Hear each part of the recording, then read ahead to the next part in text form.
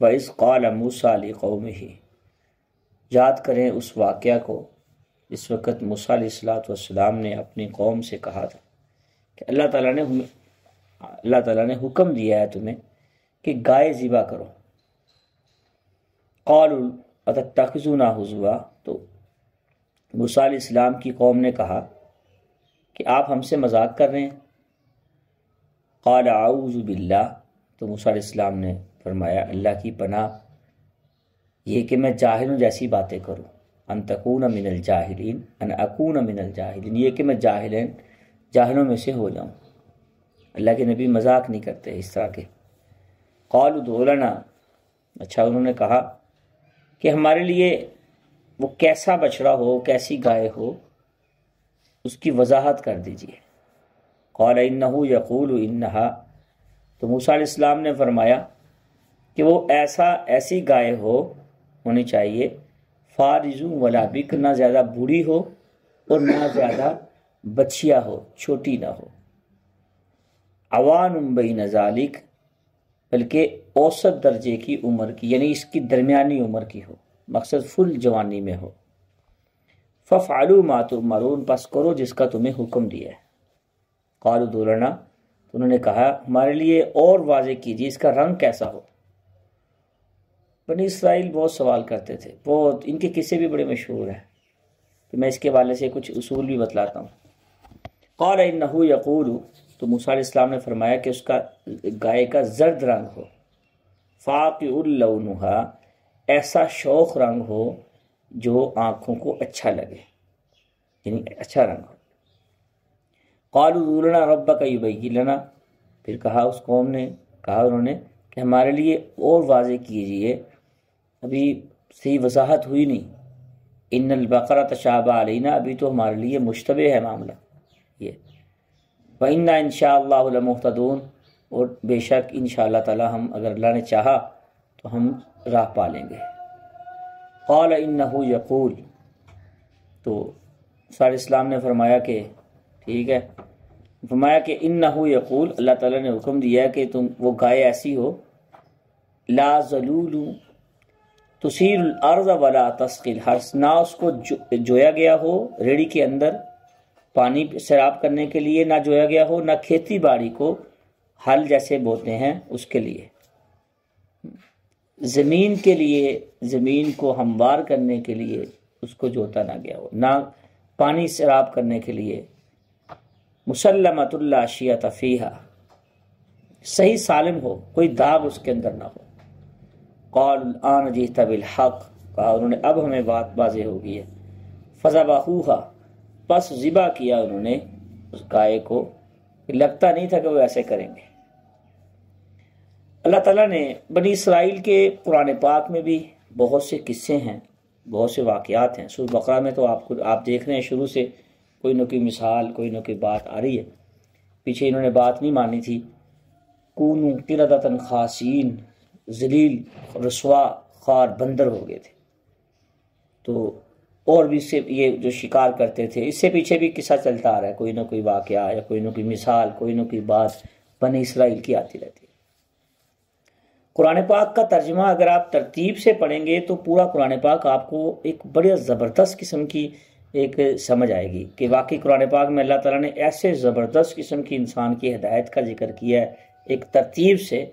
جیسی زندگی ویسی آہستہ آہستہ آہستہ۔ خلافت پہلے دی اللہ تعالیٰ نے، وَإِذْ قَالَ مُوسَىٰ وَإِذْ قَالَ رَبُّكَ لِلْمَلَائِكَةِ إِنِّي جَاعِلٌ فِي الْأَرْضِ خلیفہ، وہاں سے شروع کیا کہ آسمان سے آئے، آدم علیہ السلام تشریف لائے، چلتے چلتے چلتے چلتے اب یہ زندگی شروع ہو رہی ہے، معاملات آگے تھوڑا چلیں گے آپ تو سارے قرآن پاک میں انسان کی ساری زندگی اس کو سمجھ میں آ جائے گی۔ یہ ایسے ہے قرآن پاک جس میں اس میں جتنا آپ اس کی گہرائی میں جاتے جائیں گے ہدایت کی نیت سے، اتنا آپ میں یہ اترتا جائے گا۔ یہ قرآن پاک کی تاثیر ہے، جتنا بندہ اس کی گہرائی میں جاتا ہے تو اللہ تعالیٰ جس اینگل سے بھی دیکھیں اس کو وہ چیز ملے گی آپ کو۔ اسرائیلی روایات جو ہیں ان کے بارے میں حکم مفسرین نے یہ لکھا ہے کہ جو روایات یا جو قرآن پاک کی آیات تو ہیں ہی، جو روایات قرآن و سنت کے مطابق ہیں، ان کی اسرائیلی روایات جو دوسری کتابوں میں، ان کو تو ہم لیں گے۔ جو قرآن و سنت کے مطابق نہیں ہیں ان کو ہم چھوڑ دیں گے، اور جن روایات پہ، اسرائیلی روایات پہ قرآن و سنت میں سکوت اختیار کیا گیا، خاموشی ہے، ان پہ ہم بھی خاموشی اختیار کریں گے۔ یہ اصول یاد رکھیے، پوری تفسیر پھر آپ کو پورے قرآن پاک کی سمجھ آ جائے گی۔ اگر تو قرآن و سنت کے مطابق ہے ہم اس کو لے لیں گے، وہ ہماری شریعت کا حصہ بن جائے گی۔ اس کی وضاحت رسول اللہ صلی اللہ علیہ وسلم نے یا قرآن پاک میں اس کے قصے، واقعات، چیزیں آئیں گی۔ اگر قرآن و سنت کے مخالفت کی ہے یا قرآن و سنت کے مطابق نہیں ہے پھر اس کو چھوڑ دیں۔ جن پہ سکوت ہے ہم بھی سکوت کریں گے، اس پہ عمل نہیں کریں گے، خاموشی اختیار کریں گے۔ اصل یہ واقعہ ہے ایک بنی اسرائیل، آپ نے دیکھا ہوگا پچھلے بھی ہے کہ وہ بچڑے کی عبادت شروع کر دی تھی انہوں نے، ذہن میں آ گیا نا پچھلی پوری بات۔ موسیٰ علیہ السلام تورات کے لیے گئے، پیچھے سے انہوں نے بچڑے کی عبادت شروع کر دی، آس پاس کی قوموں کی بت پرستی کی وجہ سے اور اس میں گائے کی جو پرستش کی وجہ سے، تو ان کے دل میں بھی گائے کی محبت کافی کر گئی تھی، جس کی وجہ سے انہوں نے پھر وہ 70,000 ان کے مارے بھی انہوں نے اپنے آپس میں۔ کچھ واقعہ ذہن میں آ گیا نا پچھلا۔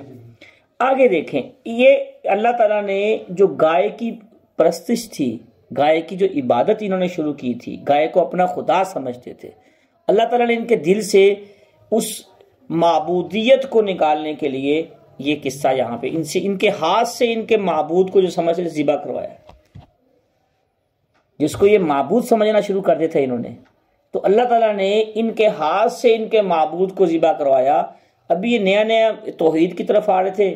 تو دیکھنے کے لیے کہ بھئی ان میں سے کتنے خالص توحید کی طرف آتے ہیں، اللہ تعالیٰ کی طرف آتے ہیں، اور کتنے جو اب یہ چاہتے نہیں تھے یہ کام کرنا، اس لیے انہوں نے کیا کیا پوچھتے رہے، رنگ کیسا ہو، عمر کتنی ہو، اور کیسی کیسی اس کی خصوصیات ہوں، ٹال مٹول سے کام لے رہے تھے یہ۔ ایک تو اس کا پس منظر یہ ہے اس واقعے کا۔ دوسرا پس منظر اس واقعے کا یہ ہے کہ ایک آدمی تھے بنی اسرائیل میں، عامیل نامی ایک شخص قتل ہو گیا تھا، تو اس کا قاتل کا علم نہیں ہو رہا تھا، تو اللہ تعالیٰ نے ان سے ایک ہی چیز میں بہت سی حکمتیں ہوتی ہیں اللہ تعالیٰ کی، جس نے کائنات کو بنایا نا وہ چلانا بھی جانتا ہے، اور بڑے احسن طریقے سے اللہ پاک چلا رہے ہیں ماشاءاللہ الحمدللہ۔ تو اللہ، وہ عامیل نامی قتل ہو گیا تھا بنی اسرائیل میں، اس کے قاتل کا پتہ نہیں چل رہا تھا، تو اللہ تعالیٰ نے ان سے کہا، اس کی تفصیل آگے آ رہی ہے اگلے رکوع میں پوری، بھی آپ ایک اس طرح کی گائے ذبح کریں، پھر اس مقتول جو ہوا ہے، فوت شدہ شخص جو ہے، اس کا ہاتھ اس کو لگائیں یا اس کا جسم اس کے گوشت کو لگائیں، تو یہ خود اٹھ کے بتلائے گا۔ وَإِذْ قَتَلْتُمْ نَفْسًا فَادَّارَأْتُمْ فِيهَا، آگے پورا قصہ اس کا اگلے رکوع میں انشاءاللہ اگلے درس میں آ جائے گا۔ تو اس کو کرنے کے لیے، اس واقعے کے لیے، یہ واقعہ جو ہے گائے کا، بچڑے کا واقعہ ہے۔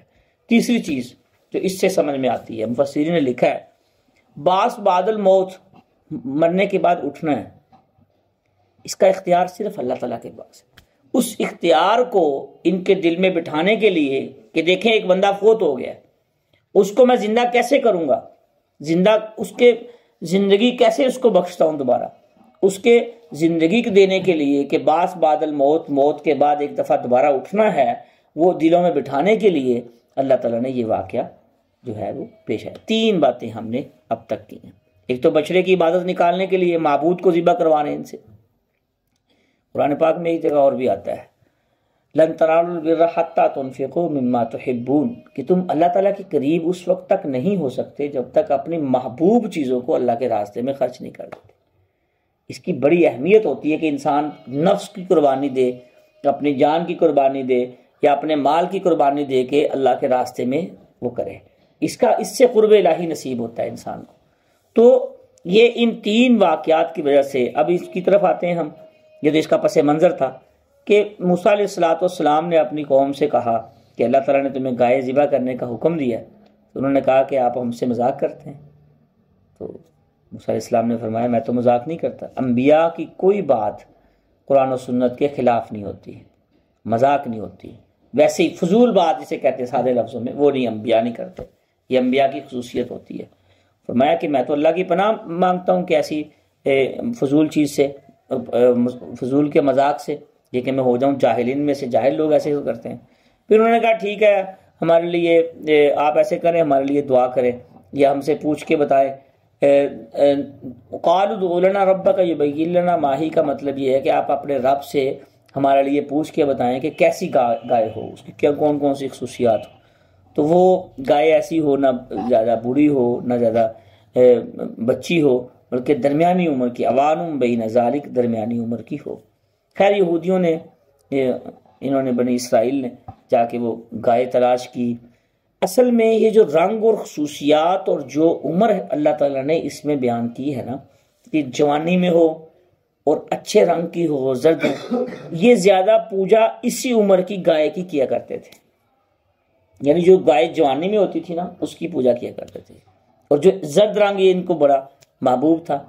تو جو خصوصیات اور اس گائے، جس گائے کی یہ آپ نے آج کل بھی دیکھا ہوگا، بہت سی گائے کہتے ہیں جی یہ پیر صاحب کی گائے ہے یا یہ دربار کی گائے ہے، گلے میں ٹلیاں ڈال دیتے ہیں، ویسے پھر چھوڑ دیتے ہیں جی درباروں کی گائے ہے، آج کل بھی چلتی پھرتی نہ، ان کے یہ کوئی حال میں نہ جوئی گئی ہو، کوئی کھیتی باڑی کے لیے کام میں نہ لائی گئی ہو، یعنی اس کو چھوڑ دیتے ہیں بالکل کہ یہ نہیں، یہ اللہ کی گائے ہے، یہ مقدس گائے ہے۔ تو اللہ تعالیٰ نے وہی جو سوال کرتے گئے اس کے مطابق اس کی جو کنڈیشنز لگائی ہیں کہ بھئی یہ چیزیں ہیں، اس کے اندر ایسی ایسی چیزیں ہوں، خصوصیات ہوں، تو پھر یہ آپ نے ذبح کرنی۔ اس سے ہمیں کیا سبق حاصل ہوتا ہے؟ ایک تو یہ سبق حاصل ہوتا ہے نا، ان تینوں جو بیک گراؤنڈ میں نے بیان کیے ہیں، ایک تو یہ کہ انسان میں خالص توحید ہو، دل و جان میں ایک اللہ کی عبادت کرے، کسی اور کی عبادت کا انسان سوچے بھی نہ۔ بخاری شریف کی روایت ہے، مومن کی تعریف بیان کی ہے، رسول اللہ صلی اللہ علیہ وسلم نے فرمایا، جس کا مفہوم یہ ہے کہ جیسے انسان آگ میں جانے سے ایسے ڈرتا ہے، آگ میں جانے سے کتنا ڈرتا ہے انسان کہ میں جل جاؤں گا، مومن وہ ہے جو کفر میں جانے سے ایسے ڈرے۔ یہ مثال دی، جیسے آگ میں انسان جانے سے ڈرتا ہے، مومن وہ ہے جو کفر میں جانے سے ایسے ڈرے، یعنی کفر کی طرف انسان کا رخ نہیں ہونا چاہیے۔ ایک تو ہمیں یہ سبق حاصل ہوتا ہے، دوسرا توحید خالص اللہ کی ہو، اس میں کسی قسم کا درمیان میں۔ اب ہمیں پتہ چلتا ہے کہ جب ہم شادی بیاہ میں ہوتے ہیں پتہ چلتا ہے طریقہ سنت ہے کہ نہیں ہے، جب ہم معاملات میں آتے ہیں تب ہمارا پتہ چلتا ہے کہ بھئی یہ کام شریعت کے مطابق ہے یا نہیں ہے۔ بہت سے لوگ ہیں جنہوں نے اپنی قربانی دی، اور قربانی دے کے انہوں نے شریعت کے پابند رہے، تو اللہ تعالیٰ نے ان کی تعریف بھی کی ہے، قرآن پاک میں بھی تعریف ہے اللہ کے نیک بندوں کی، متقین کی، اور ویسے بھی دنیا میں بھی وہ کامیاب ہیں، آخرت میں بھی کامیاب۔ تو میرے دوستو، جب تک ہم اپنی قربانی اپنے نفس کی قربانی نہیں دیں گے، اپنے دل کے بت کو نہیں توڑیں گے، اپنے جیسے انہوں نے ان کے ہاتھوں ذبح کروایا، تو جب تک ہم یہ کام نہیں چھوڑیں گے جس پہ انسان لگا ہوا ہے، جو قرآن و سنت کے خلاف ہے، اس وقت تک ہم اللہ کے قریب نہیں ہو سکتے، رسول اللہ صلی اللہ علیہ وسلم کے قریب نہیں ہو سکتے۔ یہ ایک بہترین سبق اس واقعے سے ہمیں اس دور میں ملتا ہے۔ تو پھر انہوں نے کیا کیا، تو وہ رنگ بھی وہی لے آئے، تلاش کر لی گائے۔ کافی مفسرین نے تو یہاں بہت تفصیلات لکھی ہیں کہ انہوں نے کتنی مہنگی گائے لی، وہ کیسے لی، اور جتنی گائے تھی اس کا چمڑا تھا، اس کا وزن تھا، اس کے بدلے انہوں نے اتنا جو ہے وہ ہیرے جواہرات، سونا، پیسے، چاندی، جو بھی۔ خیر اس طرف نہیں انسان کو جانا چاہیے، بس جانا اس چیز کی طرف چاہیے کہ اس سے جو قصہ اور سبق حاصل ہوتا ہے انسان کو، اس پہ فوکس کرنا چاہیے کہ اس سے مقصد کیا ہے، اللہ پاک کیوں ان سے یہ کروا رہے۔ تو میرے دوستو، باس بعد الموت بھی ہے کہ ہم نے ایک دفعہ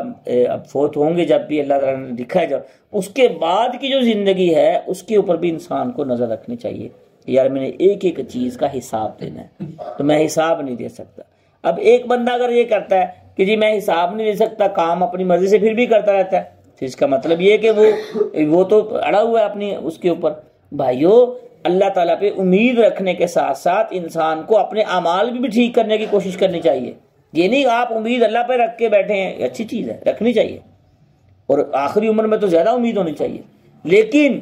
اعمال کو ٹھیک کرنے کی طرف توجہ نہ دیں، اس لیے امید رکھنے کا فائدہ ہی کوئی نہیں۔ پھر تو انسان اپنی کوشش سے جتنا ہو سکتا ہے انسان لگا رہے دین کے کام میں، شریعت کے کام۔ یاد رکھیں، جس انسان کو قرآن پاک، احادیث، علماء، مفسرین، محدثین، فقہا، دین پڑھنے پڑھانے والے، دین سننے سنانے والے اچھے لگتے ہیں، اس کے دل کو محبت پیدا ہوتی ہے دین کو سن کے یا دینداروں کو سن کے، وہ تو صراط مستقیم پہ چل رہا ہے۔ اور جس کو ان میں یہ برے لگتے ہیں، قرآن بیان کرنے والے، قرآن پڑھنے والے، قرآن پڑھانے والے، یا قرآن پاک یا تفاسیر یا احادیث یا اس میں کیڑے نکالتا ہے یا اس میں عیب نکالنے کی کوشش کرتا ہے، وہ اس کو اپنے ایمان کی اصلاح کر لینی چاہیے موت سے پہلے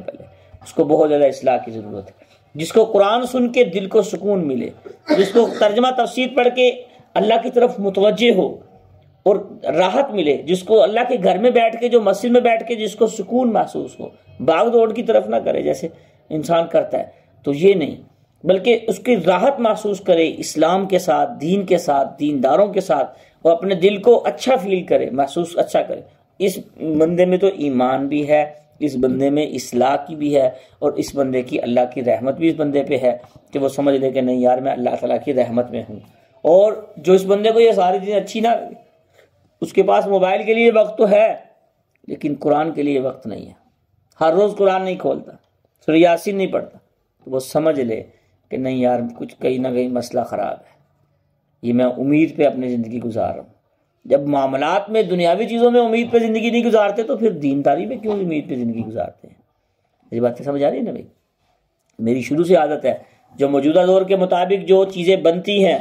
اس کو تفسیر کے ساتھ ملا کے بتلانا چاہیے کہ ہمیں کیا کرنا چاہیے، اس سے ہمیں کیا سبق حاصل ہوتا ہے۔ جنہوں نے مانا شروع سے آدم علیہ السلام سے لے کر قیامت تک، جو لوگ مطیع اور فرما بردار ہیں وہ کامیاب